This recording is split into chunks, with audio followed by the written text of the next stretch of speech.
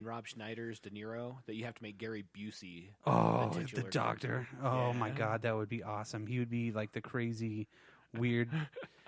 Yeah, there you go, Hollywood. We gave you two great ideas. Just Roll take with 'em. it. Just take them. Just roll with it. You don't even have to give us $1. Hey, man, just let us know when it's coming out. Thanks, Hollywood. You're welcome. At any time, you can reach out and say that you would buy that for $1. Oh, there we go. It's Peter Weller starring in Awakenings 2. That almost made coffee come out of my nose. All right, All right. let's get down to brass tacks on this giant size edition of the QuickCast. Let's talk about the Marvel slate. Well, I think that's where you got to start. I mean, obviously, those were the biggest announcements. What is this, Phase 4 that they're in right now? Yep. Phase 4. Moving on. I think 10 years. Yeah, Spider-Man was the last Phase 3 movie. Yeah. Far From Home. Great movie. Great movie. It was good. But yeah, so It was everything that you wanted in a Spider-Man movie. yeah, I don't have any complaints. I've seen some people online, saying whatever they say. I don't care. I really enjoyed the movie. It was fun. There were pieces second viewing, you know what I mean, that I didn't see in the first one, which is cool. Yeah. And that's all I can ask out of a movie. It's fun. I enjoyed it.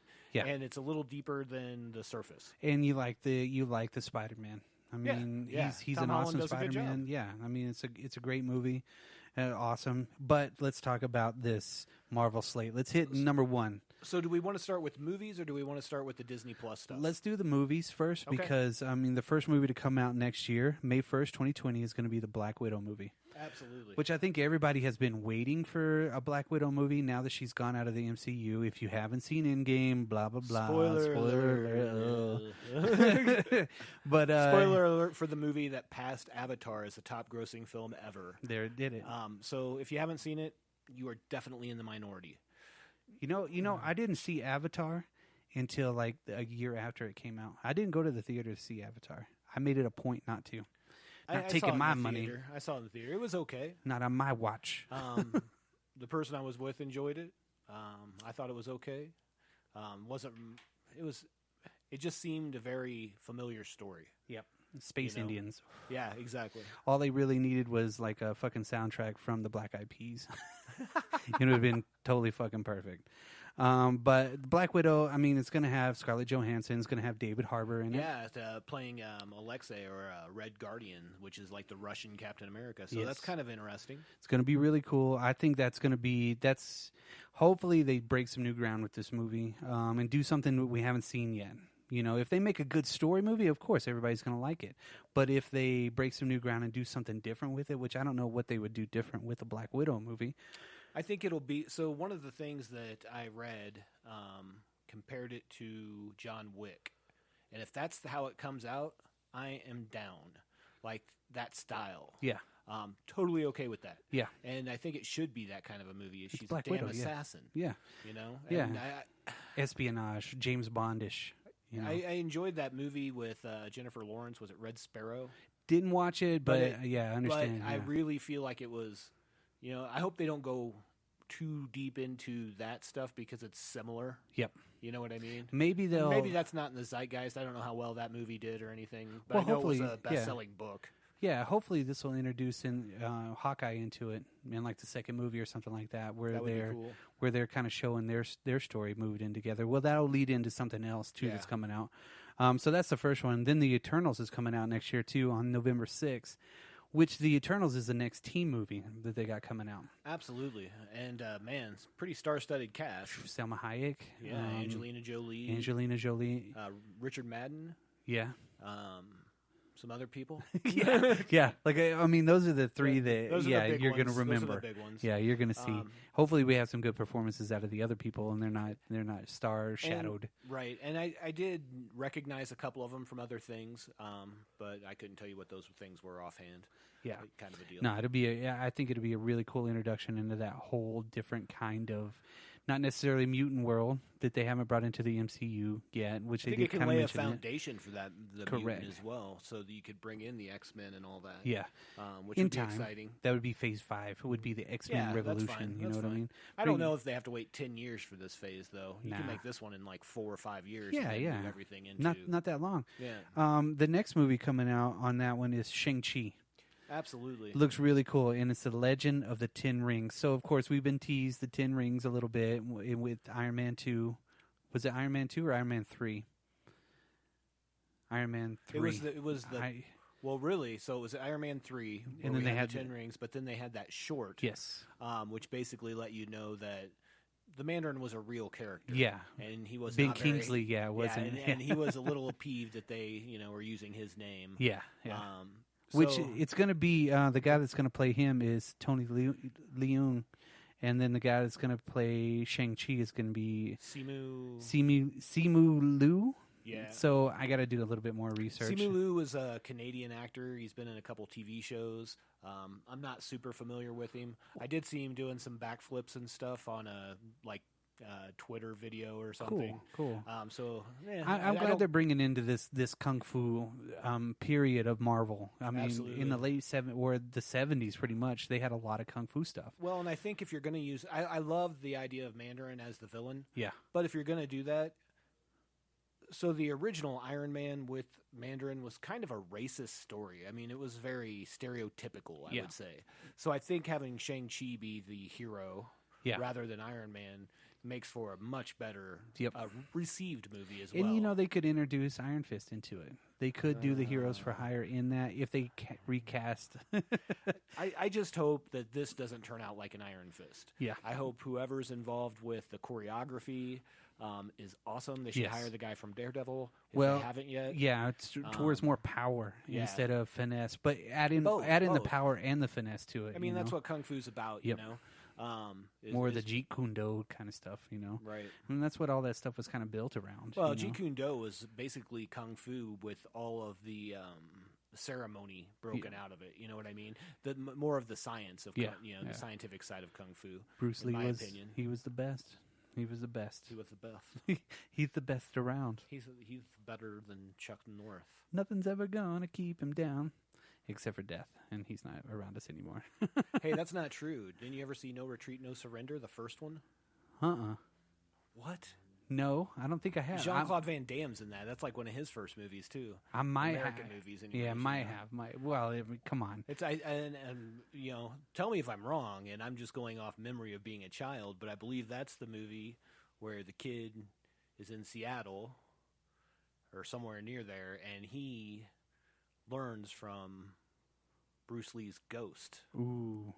Yeah. Well, now I gotta look for figments of his imagination, something, you know what I mean? But then he fights the Russian kickboxing guy, which happens to be Jean-Claude Van Damme before anybody knew who Jean-Claude Van Damme was. He was a waiter. Yeah, exactly. He's Jean-Claude the waiter.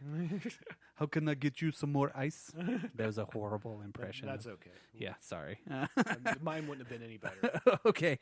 Then we got Doctor Strange in the Multiverse of Madness. This I am super excited for.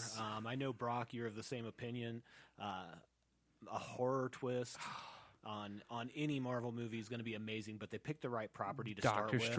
Doctor Strange and Scarlet Witch. Scarlet Witch is going to be in this. Yep. And this is going to kind of tie back into a show that's coming out a little bit later. We'll be talking about that in just a minute on the Disney Plus because the show is going to feed into this movie. Yep. Which is pretty awesome. Which is pretty fucking cool. Well, I think that, that's really what I think when S.H.I.E.L.D. started, I kind of thought that's what they were going to do. Introduce characters and then bring them into the movies? Yeah, and, not that they necessarily missed the boat. They had to lay a foundation, and I get that. So now they have the foundation, and the fact that they're going to have all these shows with the original actors from the movies, you're going to have that ability to pop back and forth. They could bring in flashbacks, current times, everything like that. Like with Ghost Rider. Yeah. All kinds of stuff, because I know S.H.I.E.L.D. is wrapping up on their final season. Yeah. Final episodes and everything like that being filmed, and they're teasing Ghost Rider, things like that, which will lead into the Disney Plus. Now, Disney Plus, we still got some movies to get Oh, yeah. So, Doctor Strange, Into the Multiverse, obviously, one of the best things I heard is just because Quentin Beck, teased, his story was a lie, doesn't mean the multiverse isn't there. Yeah. So this is going to be a horror movie, like you said, with Wanda Maximoff. And Doctor Strange, and so it sounds like this will be a pretty wild movie, and it's definitely slanted in a horror direction, but it's going to be PG-13. Kevin Feige said it'll be okay. You're going to love it. Cool. So, well, I'm going to take his word and be like, first no. of all, who cares what Kevin Feige said? He's trying to sell you something. Yeah, but at the end of the day, he hasn't really missed much. No. Going forward, from the past decade. No. His vision has actually been pretty good. Pretty for the solid whole universe. Of course, after that, then we have Thor: Love and Thunder. Yes. And this will be amazing. Obviously, they kind of let the cat out of the bag that this is going to come off of Aaron. It's a run that's Aaron's pretty. Run, yeah.